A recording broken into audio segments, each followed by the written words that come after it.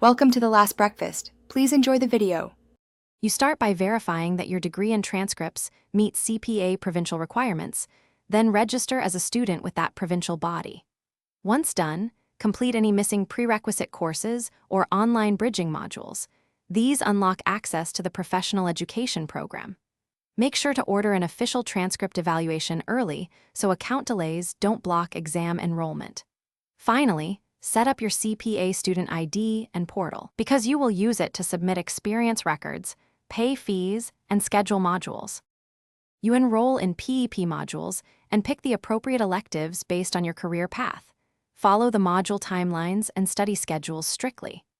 Simultaneously, log your practical experience under either the pre-approved program or the experience verification route, ensuring supervisors sign off on competency development.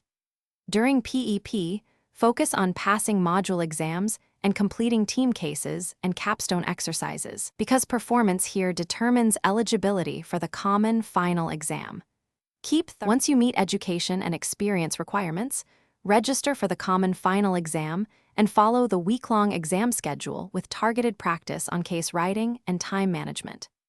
After passing the CFE, submit your final experience reports and supporting supervisor confirmations to your provincial regulator, then apply for CPA membership and obtain your designation certificate.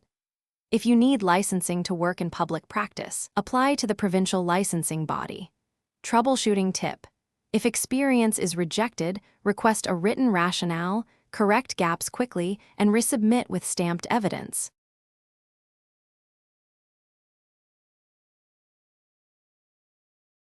Thanks for watching. If this was helpful, leave a like and consider subscribing. See you next time.